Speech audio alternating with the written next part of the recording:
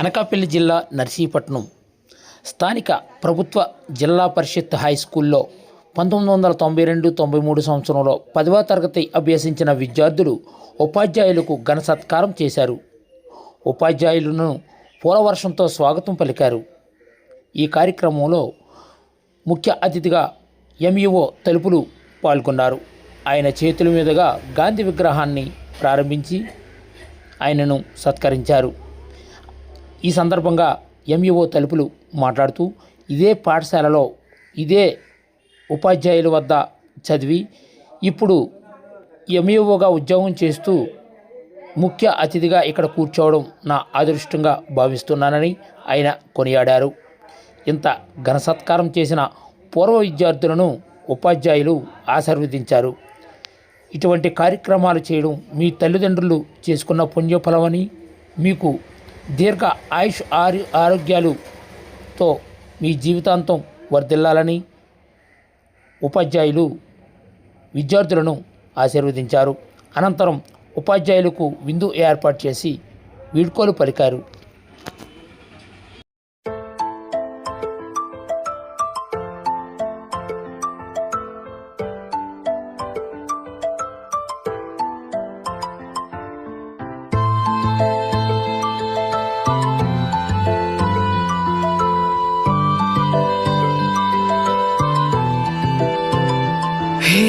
ఉదయించిన సూర్యుడినడిగా, కనిపించని దేవుడినడిగా, నా గుండెలో నీ గుడినడిగా, నువ్వెక్కడని. చలి పెంచిన చీకటినడిగా, చిగురించిన చంద్రుడినడిగా, విరబూసిన వెన్నెలనడిగా, నువ్వెక్కడని. తెల్ల తెల్లగారి పల్లెటూరిలో నా అల్లుకున్న వెలుగంతా, పిల్లలేక తోడ నోటి కట్టుకున్న ఆవు పాల నూరగంతా, చల్ల బుబ్బలోన నంచుకుంటూ తిన్న ఆవకాయ కారమంతా, పెళ్లి ఏడుకొచ్చి తుల్లి ఆడుతున్న ఆడపిల్ల కోరికంతా, అప్పుడో ఇప్పుడో ఎప్పుడో కలగన్నానే చలి, అక్కడో ఇక్కడో ఎక్కడో మనసిచ్చానే మరి. నీలాకాశం నా నీలం ఏదంటే, నీ వాలు కళ్ళల్లో ఉందని అంటానే. Baby, he loves you, loves you, loves you so much. Baby, he loves you, loves you, loves you so much. మన జీవితానికి ఒక రాచ బాట లేదా ఒక బంగారు బాట వేస్తాడు ఉపాధ్యాయుడు. అందుకేనేమో తల్లిదండ్రుల ప్రక్కనే ఈ గురువుకి దేవుడి కంటే ముఖ్యమైన స్థానాన్ని కల్పించారు. తల్లి, తండ్రి, గురువు, దైవం అంటారు. అంటే గురువుకి దైవం కంటే ప్రథమ స్థానాన్ని కల్పించారు.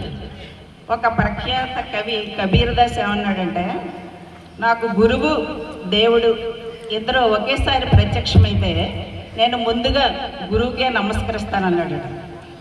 ఎందుకంటే ఈ దేవుడిని పరిచయం చేసింది, దేవుడి యొక్క ప్రేమ ఎలా ఉంటుందో తెలియజేసింది నాకు గురువే, కాబట్టి ముందు గురువుకే నేను నమస్కరిస్తానన్నాడు.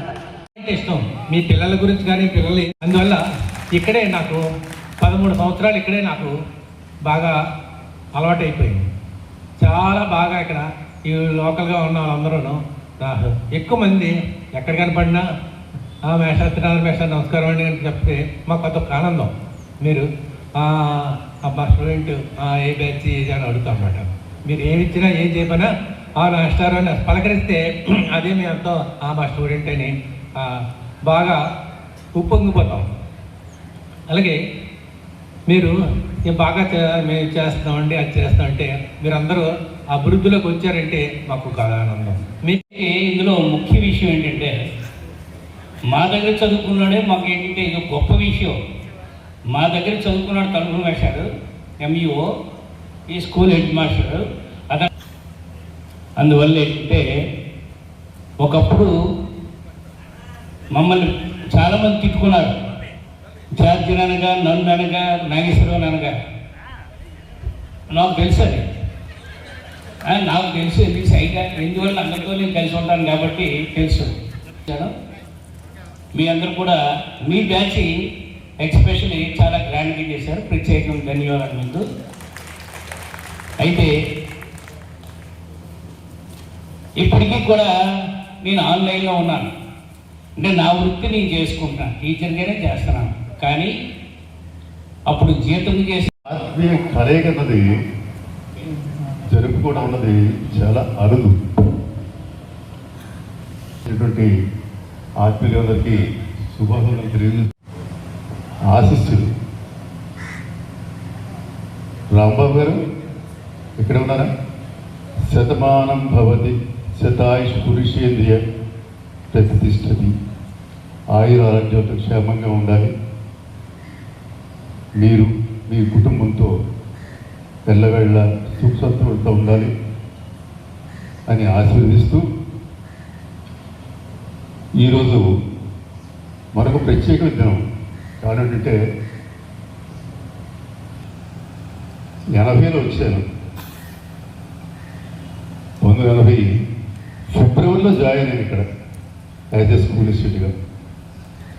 అదే ఫిబ్రవరిలో నేను ఇక్కడ మళ్ళీ మీ అందరి ముందు కలుస్తున్నాను. That is a speciality. That means nearly 46 years completed here as a citizen of Narsipatnam. That's what I'm feeling happy. At the same time, ఈ వాతావరణం చూస్తుంటే మళ్ళీ ఆ రోజులు గుర్తుకొస్తున్నాయి.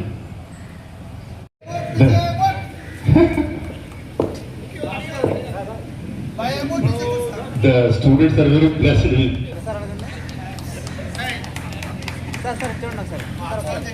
చూపించిన ప్రేమ నిండిపోయింది. ఏం మాట్లాడాలో పెదవులు రావడం లేదు.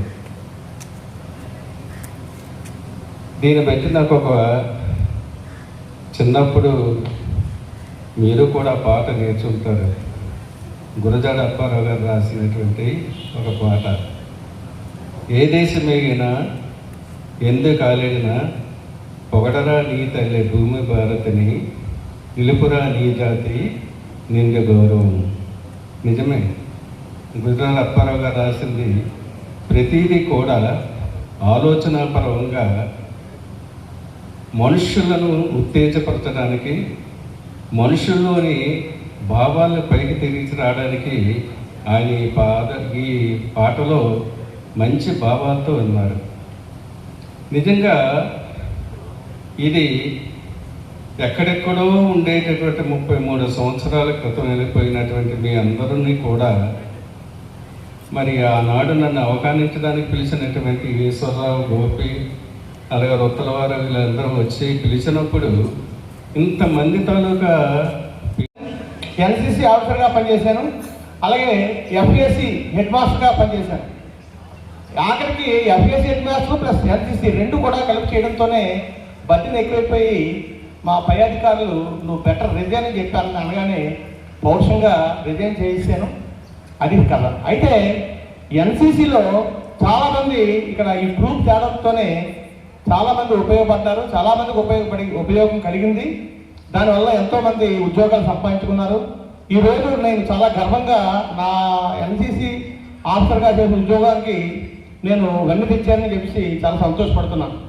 ఎందుకంటే మామూలు ఉద్యోగంతో పాటు ఎన్సీసీ ఆన్ రోడ్ లిస్టు వాళ్ళు ఎడిషనల్గా ఉద్యోగం చేయించారు ఆర్మీ వాళ్ళు. అందుకే 13వ బెటాలియన్ అనేటువంటి ఒక బెటాలియన్ వాళ్ళు వచ్చి అడగగానే ప్రిన్సిపాల్ గారు వెంటనే మన ఇన్స్టిట్యూషన్లో ఎవరు చిన్నవాళ్ళు అని అడిగితే శర్మ చిన్న అని చెప్పి అనగానే మన పెద్దలందరూ కూడా శర్మని ప్రపోజ్ చేశారు. అప్పుడు నా ప్రకారంగా నేను చాలామంది సార్జెంట్లు అందరూ కూడా ఆర్మీలో ఉద్యోగాలు తెచ్చుకుని చాలా మంచి మంచి పొజిషన్లో రిటైర్ అయ్యి ఇప్పుడు మళ్ళీ ఉద్యోగాలు చేస్తున్నారు. అది నాకు చాలా సంతోషంగా ఉంది.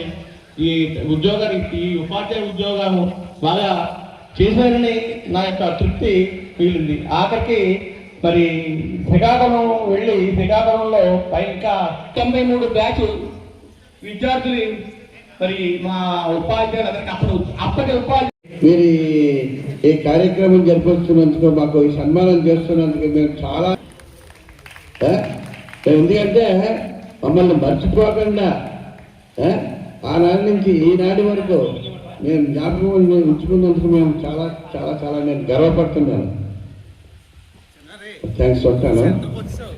ABCDE ఉండేది. ఒక సెక్షన్లో 100 మంది. సీటు కావాలి అంటే మినిస్టర్ గారు అయ్యన్ పాత్ర గారి దగ్గర నుంచి ఉత్తరం వస్తేనే కానీ సీట్ ఇచ్చే పరిస్థితి లేదు. అటువంటి పరిస్థితి గవర్నమెంట్ హై స్కూల్కి ఉండేది. 7th క్లాస్కి 10th క్లాస్కి 2 రూముల్లో కరెంటు సప్లై చేసి రాత్రిపూట వచ్చి చదువు చెప్పలేవారు. చదువు చెప్తాం, ఆ విధంగా చేస్తాం. గవర్నమెంట్ హై స్కూల్ అంటే విశాఖపట్నం జిల్లాలో గొప్ప పేరు ఉండేది. అటువంటి పేరు ఈ గవర్నమెంట్ హై స్కూల్కి ఉండేది. మన మినిస్టర్ గారు ఎంతో శ్రద్ధ తీసుకొని హై స్కూల్ డెవలప్మెంట్కి ఎంతో పాటుపడ్డారు, ఎంతో కష్టపడ్డాం. ఇక్కడ విశాఖపట్నం జిల్లాలో 2 తెలుగు మాస్టర్ పోస్టు ఏ స్కూల్లో లేదు. ఒక గవర్నమెంట్ హై స్కూల్ని గ్రేడ్ 1 పండితే 2 ఉండేవారు. మిత్రుడు ఓంకార శర్మ గారు లేరు. ఇందాక మా ఎంయూ గారు చెప్పేవారు, ఓంకార శర్మ గారు మాకు తెలుగు కూర్చేవారండి అని.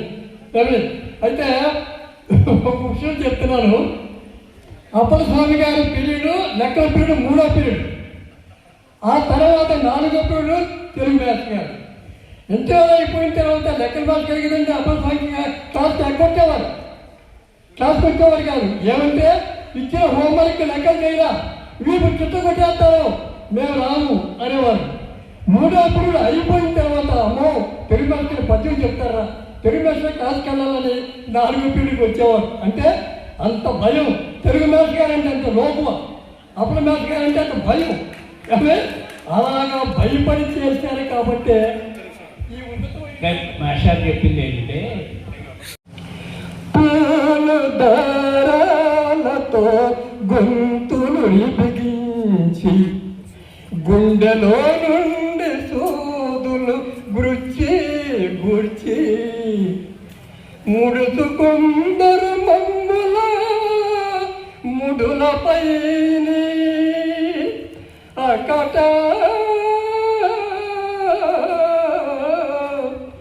దయలేని వారు మీ ఆడువారు అకట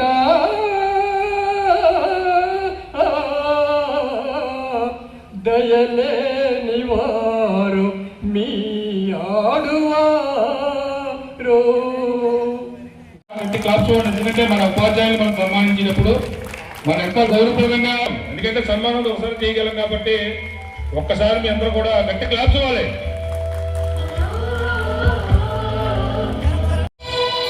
గురు బ్రహ్మలారా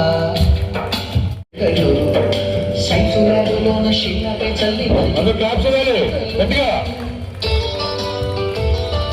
ఫస్ట్ బెంచిలోన భూమిపై వేసిన పేపర్ ఫ్లైట్లు, రాధ చెట్టు నుంచి రాబట్టు లాగిన రబ్బరు బ్యాండులు, కళ్యాణి పెంచిన లెంపకాయలు మరపురాని చిలిపి తనకు చివరి మలుపులో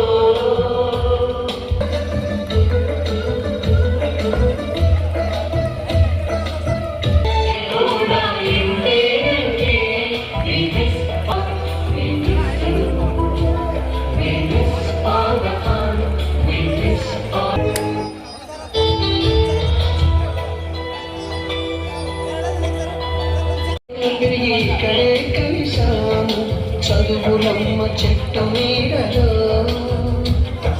నీడలేమటు విడిపోలటు వెళ్ళిపోతున్నాము.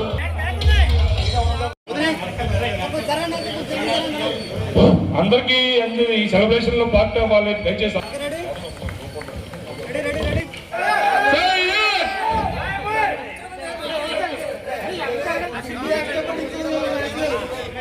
మీ కొత్త వద్దా ఇడ్లీ పెడితే హాస్పిటల్